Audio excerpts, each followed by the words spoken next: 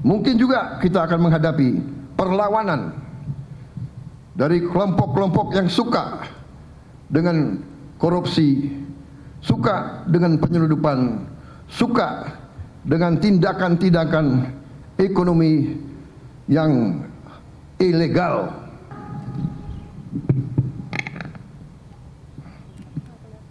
Bismillahirrahmanirrahim. Assalamualaikum warahmatullahi wabarakatuh. Selamat pagi. Salam sejahtera bagi kita sekalian. Shalom, salve, Om Swastiastu, Namo Buddhaya, salam kebajikan. Salam Pancasila. Yang saya hormati Presiden kelima Republik Indonesia, Profesor Dr.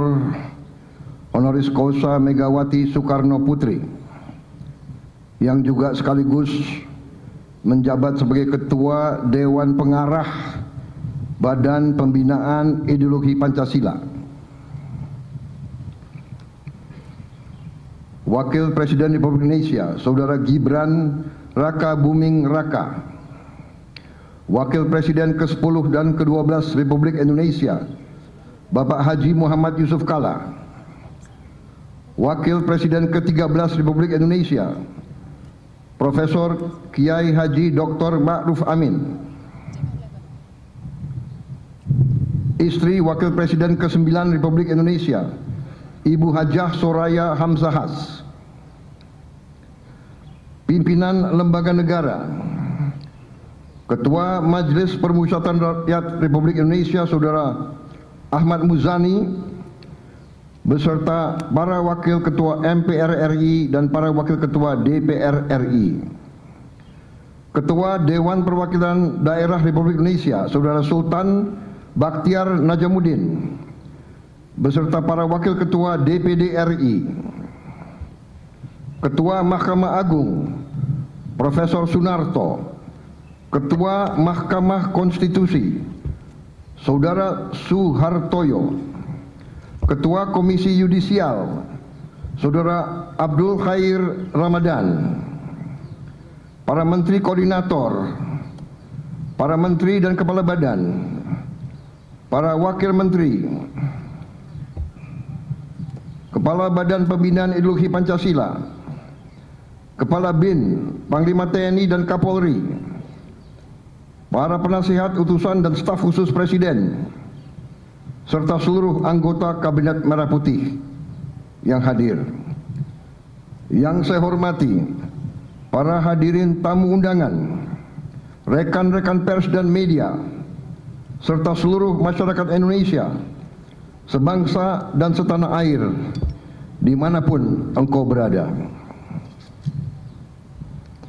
Pertama-tama, sebagai insan yang bertakwa, tidak henti-hentinya kita panjatkan puji syukur kehadirat Tuhan Maha Kuasa, Tuhan Maha Besar, yang memiliki sekalian alam, atas segala karunia, atas kesehatan, dan atas kedamaian yang masih diberikan kepada kita, sehingga kita dapat berkumpul di tempat yang bersejarah ini pada hari ini dalam suatu upacara peringatan Hari Lahir Pancasila 1 Juni 2026. Hari ini kita peringati 81 tahun hari lahirnya Pancasila. 81 tahun yang lalu, Bung Karno berdiri di hadapan sidang Badan Penyelidik Usaha-Usaha Persiapan Kemerdekaan Indonesia dan menyampaikan gagasan besar yang kemudian menjadi dasar falsafah negara Republik Indonesia. Pancasila lahir bukan dari ruang kosong. Pancasila lahir dari sejarah, pengalaman, budaya, dan cita-cita bangsa Indonesia sendiri. Pancasila adalah sebuah konsensus agung, suatu kesepakatan kebangsaan yang memungkinkan bangsa kita yang terdiri atas ribuan pulau, ratusan suku bangsa, ratusan bahasa, dan ratusan budaya yang berbeda-beda untuk hidup sebagai satu bangsa.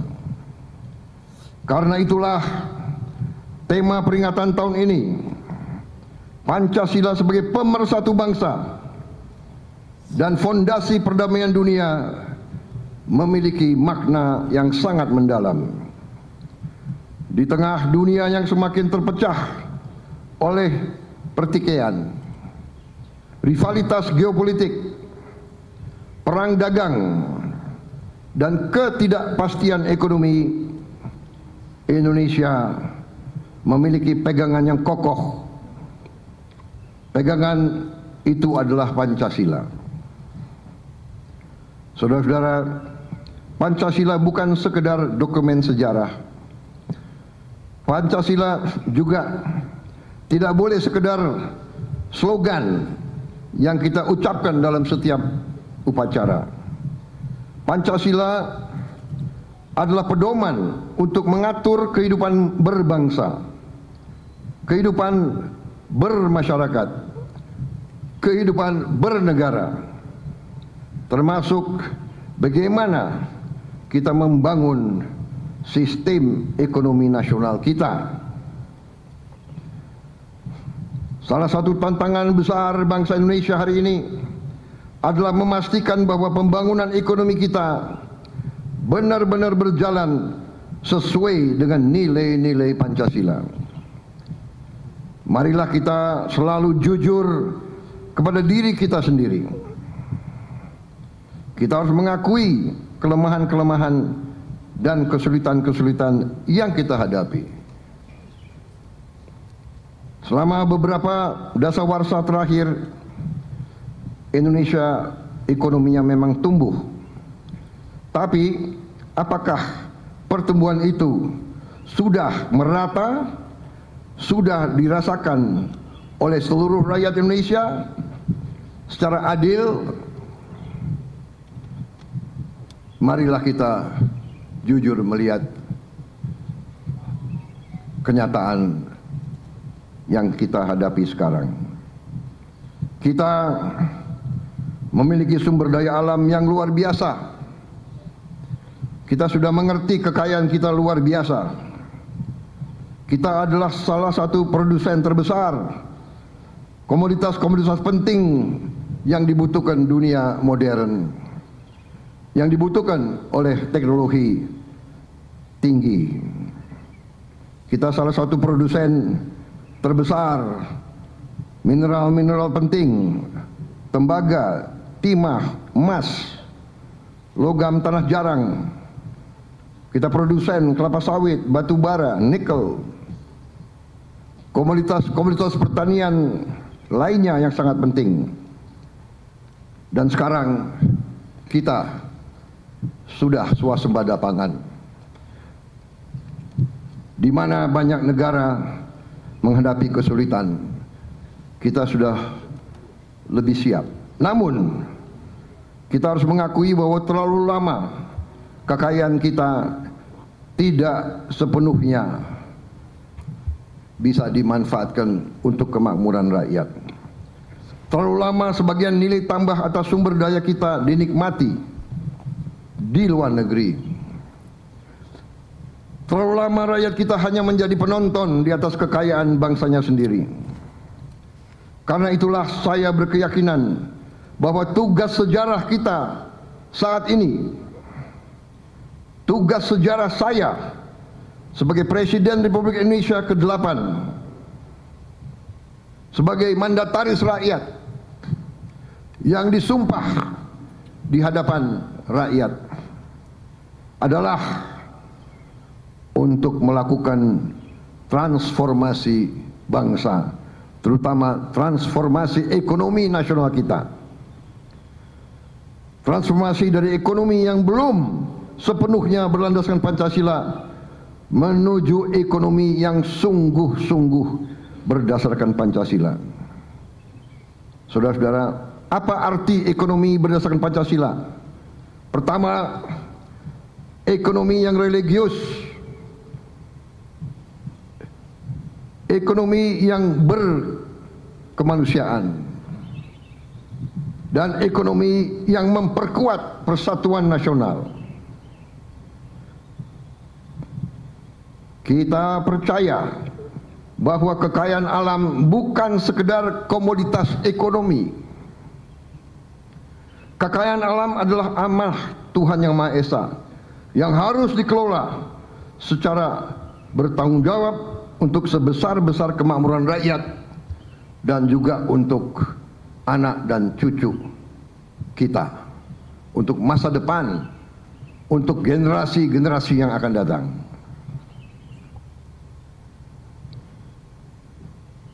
Pembangunan ekonomi tidak boleh hanya menghasilkan angka-angka statistik.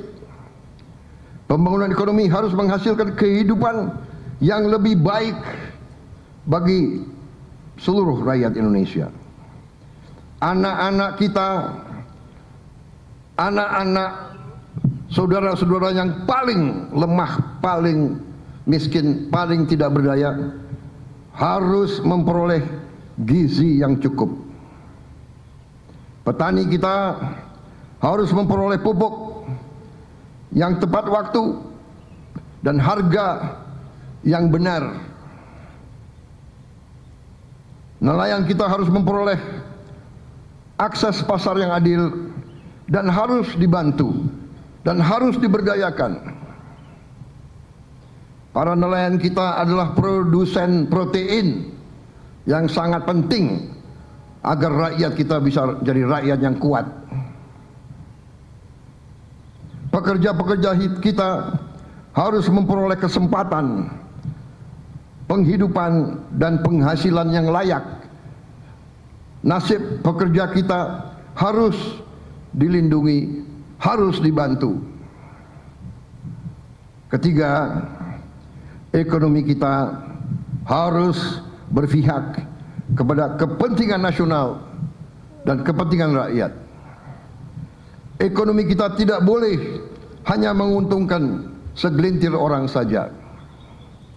Sudah terlalu lama harga berbagai kekayaan alam kita ditentukan oleh pihak lain, ditentukan di negara lain. Sudah terlalu lama sebagian keuntungan dari sumber daya alam mengalir ke luar negeri dan tidak tinggal di ibu pertiwi. Karena itu pemerintah menentukan ekspor sumber daya alam satu pintu. Kita juga harus melakukan investasi besar di bidang industrialisasi berdasarkan hilirisasi. Kita harus memperkuat pengelolaan devisa hasil ekspor dan memastikan bahwa kekayaan Indonesia memberi manfaat sebesar-besarnya kepada seluruh rakyat Indonesia. Keempat, ekonomi Pancasila adalah ekonomi yang egaliter, ekonomi yang kerakyatan. Ekonomi kita berdasarkan rancang bangun cetak biru yang dibuat oleh pendiri-pendiri bangsa kita, oleh Bung Karno, Bung Hatta, Bung Syahrir dan semua pendiri-pendiri bangsa kita, tertuang dengan sangat jelas dalam pasal 33 Undang-Undang Dasar 1945, di mana sangat jelas diamanatkan bahwa perekonomian Indonesia disusun sebagai usaha bersama berdasarkan azas kekeluargaan.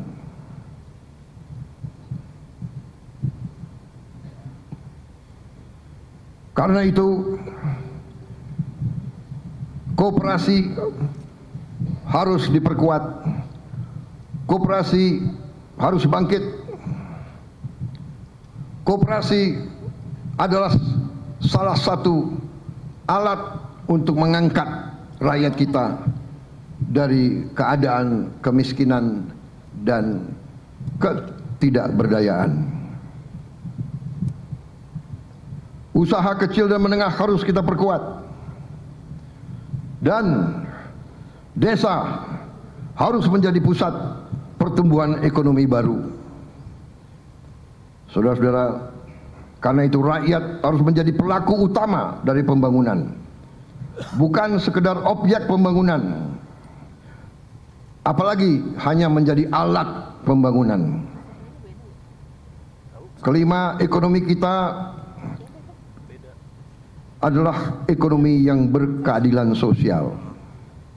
Inilah tujuan dari seluruh perjuangan kita. Pertumbuhan ekonomi harus disertai pemerataan. Kemajuan harus dirasakan oleh seluruh rakyat Indonesia. Saudara-saudara, atas dasar itulah pemerintah saat ini melakukan berbagai langkah transformasi. Kita tidak hanya mau bicara pembangunan, kita sekarang punya cita-cita yang lebih berani. Kita sedang dan akan menjalankan terus strategi transformasi bangsa. Strategi kita sejatinya adalah transformasi menjadi haluan yang sejalan dengan Pancasila. Kita memperkuat hilirisasi sumber daya alam. Kita membangun ketahanan pangan nasional. Kita memperkuat koperasi dan ekonomi desa. Kita terus memberi makan bergizi gratis untuk membangun generasi Indonesia yang sehat dan unggul dan cerdas. Kita memperkuat pendidikan, kesehatan, dan pembangunan manusia. Kita memperbaiki tata kelola agar kekayaan bangsa tidak terus bocor dan tidak terus mengalir ke luar negeri. Saudara-saudara, suatu transformasi, suatu perubahan yang besar tidak mudah. Kita akan menghadapi rintangan, kita akan menghadapi tantangan. Mungkin juga kita akan menghadapi perlawanan dari kelompok-kelompok yang suka dengan korupsi, suka dengan penyeludupan, suka dengan tindakan-tindakan ekonomi yang ilegal. Kita akan mungkin menghadapi perlawanan dari mereka-mereka yang tidak cinta tanah air, bahkan berusaha terus untuk memperlemah NKRI. Tapi bangsa yang besar harus berani. Kita harus berani ambil keputusan yang benar walaupun sulit. Kita harus berani membela rakyat kita. Kita tidak boleh mewariskan kemudahan jangka pendek, tapi mengorbankan masa depan anak-anak dan cucu-cucu kita. Tidak ada negara yang merdeka tanpa kemakmuran. Kita tidak mau jadi bangsa yang tergantung oleh bangsa lain, karena sesungguhnya tidak ada bangsa lain yang akan kasihan sama kita. Kalau kita dalam kesulitan, kalau rakyat kita lapar, kalau rakyat kita dalam kesulitan, tidak ada bangsa lain, kekuatan lain yang akan kasihan atau membantu kita. Sebagaimana pendiri bangsa kita, sebagaimana proklamator kita, Bung Karno pernah menganjurkan kepada kita harus berani berdiri di atas kaki kita sendiri. Itu adalah intisari daripada negara yang berdaulat. Saudara-saudara, Pancasila telah mempersatukan bangsa Indonesia selama 81 tahun. Banyak pihak, banyak negara yang mengatakan Indonesia tidak bisa utuh, Indonesia tidak bisa bertahan, karena terlalu banyak perbedaan, terlalu banyak suku bangsa, terlalu banyak bahasa daerah, terlalu banyak adat yang berbeda. Tapi kita buktikan hari ini, kita masih menjadi bangsa yang utuh, bangsa yang bersatu. Dan saya yakin ketika kita menjalankan Pancasila secara sungguh-sungguh di bidang politik, di bidang hukum, di bidang sosial, di bidang budaya, dan terutama di bidang ekonomi, saya yakin Indonesia tidak hanya akan menjadi negara maju dan makmur, Indonesia akan menjadi bangsa yang dihormati oleh bangsa-bangsa lain karena rakyatnya sejahtera. Bangsa yang kuat karena persatuannya, bangsa yang makmur karena keadilannya, bangsa yang besar karena kemanusiaannya, bangsa yang mampu menjadi kekuatan bagi perdamaian dunia. Bangsa yang tidak minta-minta bantuan, bangsa yang mampu membantu bangsa-bangsa lain. Mari kita jaga Pancasila, mari kita amalkan Pancasila, mari kita wujudkan Indonesia yang adil, makmur, berdaulat dan bermartabat. Terima kasih. Wassalamualaikum warahmatullahi wabarakatuh. Salam sejahtera bagi kita sekalian. Shalom, salve.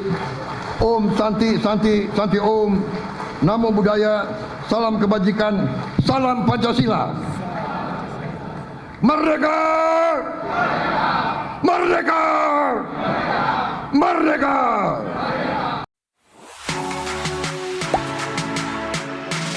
Gak sempet baca? Dengerin aja. Klik icon text to speech di okezone.com.